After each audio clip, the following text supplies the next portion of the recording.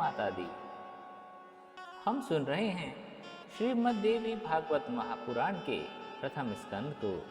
आज प्रथम स्कंद के इस तृतीय अध्याय को हम सुनेंगे। इस तृतीय अध्याय में सूत जी के द्वारा पुराणों के नाम, उनके श्लोकों की संख्या का वर्णन, उप पुराण और प्रत्येक द्वापर युग के व्यास का नाम बताया गया है। सो ध्यान से सुनो। सूत जी बोले, हे मुनीश्वर वृंदों, सत्यवती सुत वेद व्यास जी ने जिस प्रकार तत्व पूर्वक पुराणों को सुना है और उन्हीं से आप लोगों को मैं ये सब बता रहा हूँ, तो सुनिए।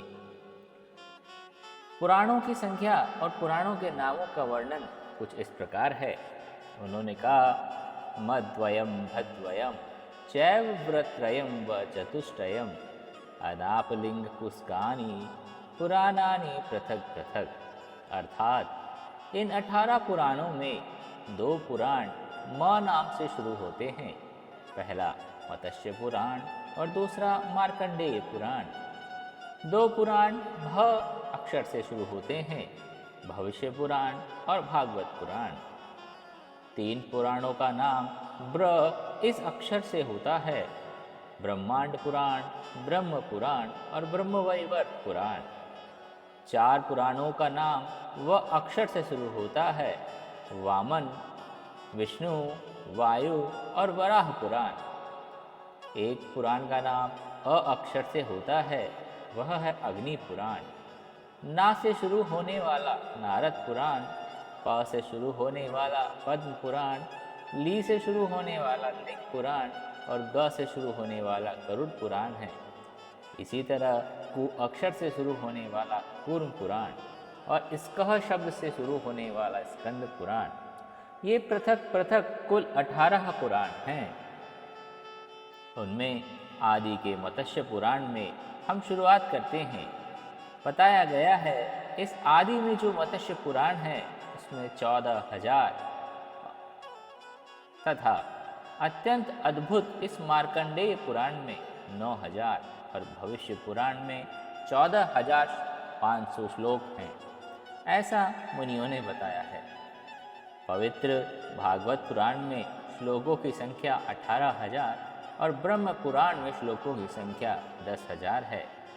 ब्रह्मांड पुराण में 12,100 और ब्रह्मवैवर्त पुराण में 18,000 श्लोक हैं। हे शौनक ऋषि, वामन पुराण में 10,000 श्लोक हैं और वायु पुराण में 24,600 श्लोक हैं। उसी तरह परम विचित्र विष्णु पुराण में 23,000 श्लोक हैं, वराह पुराण में 24,000 और अग्नि पुराण में 16,000 श्लोक हैं। नारद पुराण में भी 25,000 श्लोक बताए गए हैं। विशाल पद्म पुराण में 55,000 और लिंग पुराण में 11,000 श्लोक बताए गए हैं। इसी प्रकार साक्षात भगवान के द्वारा कहे गए गरुड़ पुराण में 19,000 और कूर्म पुराण में 17,000 श्लोक बताए गए हैं। परम विचित्र स्कंद पुराण की महिमा तो इतनी है कि इसमें 81,000 श्लोक कहे गए हैं। हे मुनियों, इस प्रकार अन्य अन्य पुराणों की मैंने श्लोक संख्या विस्तार पूर्वक आपको बताई है। हे मुनिवरों, अब इन पुराणों के उपपुराणों की संख्या भी मैं बताता हूँ, उसे भी ध्यान से सुनो। सर्वप्रथम उपपुराण सनत कुमार है, तत्पश्चात नरसिंह, नारदीय, शिव, दुर्वासा, कपिल, मनु, ऊष्णा, वरुण, कालिका, सांब, नंदी, सौर, पराशर, आदित्य, महेश्वर, भागवत तथा 18वां वासिष्ठ। ये सभी उपपुराण महात्माओं के द्वारा बताए गए हैं। सत्यवती तनय वेद व्यास जी ने 18 पुराणों की रचना करने के बाद उन्हीं विषयों से विस्तार पूर्वक अतुलनीय महाभारत का प्रणयन किया था। प्रत्येक द्वापर युग में भगवान वेद व्यास जी ही धर्म रक्षा के लिए पुराणों की रचना करते रहे हैं।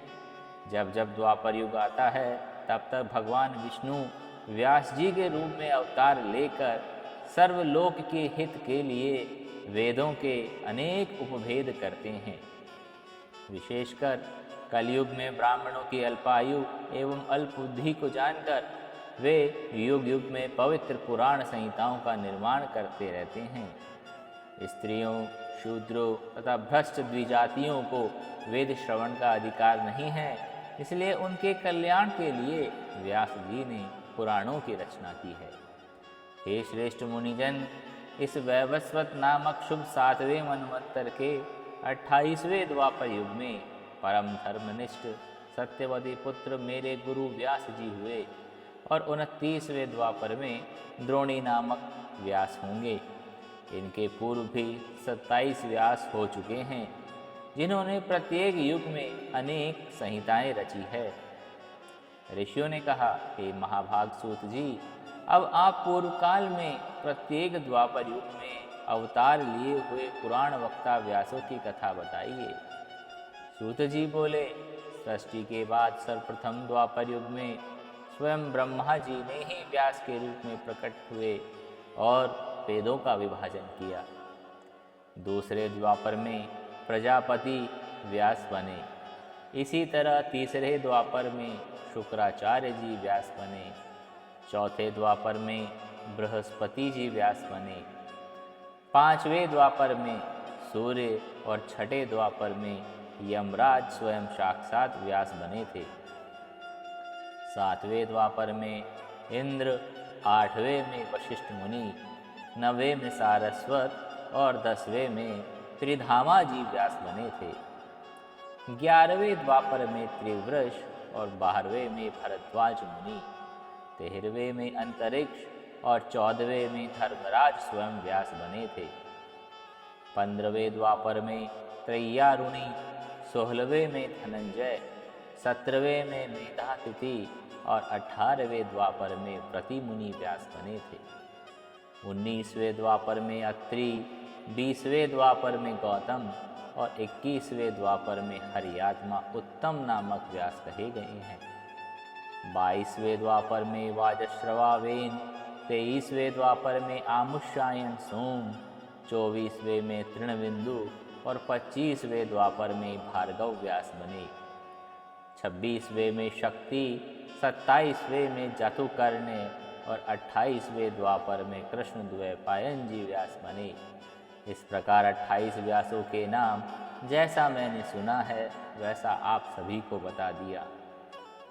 इन्हीं कृष्ण द्वैपायन व्यास जी के द्वारा कहे गए इस श्रीमद् देवी भागवत पुराण को मैंने सुना है, जो पुण्य देने वाला, सब प्रकार के दुखों को दूर करने वाला, सब प्रकार के मनोरथ पूर्ण करने वाला, मोक्ष प्रदान करने वाला और वैदिक भावों से ओतप्रोत है, सभी आगमों के रसों से परिपूर्ण और अत्यंत मनोहर है। यह मुमुक्षु जनों के लिए सदा प्रिय लगने वाला है।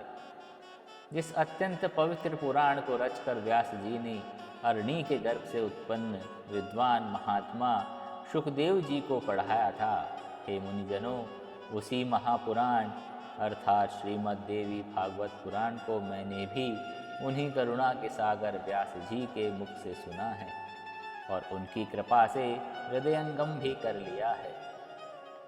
जिस समय अयोनिज एवं पूर्व बुद्धिमान अपने पुत्र सुखदेव जी के प्रश्न करने पर व्यास जी ने रहस्यमयी इस पुराण को सुनाया, उस समय मैंने भी एक साधारण श्रोता के रूप में इस प्रभाव वाले श्रीमद् देवी भागवत पुराण को सुन लिया। हे मुनिजनों, श्रीमद् भागवत रूपी इस कल्प वृक्ष के फल के स्वाद के प्रति आदर बुद्धि रखने वाले तथा अपार संसार सागर से पार करने के लिए सुखदेव जी ने अनेक प्रकार की कथाओं से युक्त इस अद्भुत पुराण को विधिवत अपने कर्णपुट से सुना है। उसे श्रवण करके जो इस कलयुग में भय से मुक्त न हुआ, भला ऐसा प्राणी इस भूतल पर कौन होगा। वैदिक धर्म से रहित और निकृष्ट विचार रखने वाला बड़े से बड़ा पापी मनुष्य भी यदि किसी बहाने इस उत्तम श्रीमद् देवी भागवत पुराण का श्रवण कर लेता है, तो वह भी निश्चय ही समस्त सांसारिक सुखों को खोकर अंत में योगी जनों के द्वारा प्राप्त करने योग्य उस अचल पद को प्राप्त कर लेता है। जो प्राणी इस श्रीमद् देवी भागवत पुराण को प्रतिदिन प्रेम से सुनता है, उसके हृदय रूपी गुहा में विष्णु, शिव आदि सभी देवताओं के लिए भी दुर्लभ सर्वश्रेष्ठ विद्या रूपिणी एकमात्र प्रिया गुणातीता वह भगवती निवास करने लगती है। सर्वांग सुंदर इस मानव तन को पाकर भी संसार सागर के इस अगाध सलिल से पार होने के लिए इस परम सुखदायी श्रीमद् देवी पुराण को उसके वक्ता प्राप्त करके जो मूर्ख इसका श्रवण नहीं करते हैं, वह विधाता के द्वारा वंचित ही कहा जाएगा। इस दुर्लभ मनुष्य देह में दोनों कानों को प्राप्त करके भी जो संसार मनुष्य केवल दूसरों के दुखों को ही सुना करता है, वह अदम मंद बुद्धि चारों उत्तम गुण पदार्थों को देने वाले और सब रसों से परिपूर्ण इस निर्मल पुराण को भूतल पर क्यों नहीं सुनते। ऐसा कहकर सूत जी शांत हुए।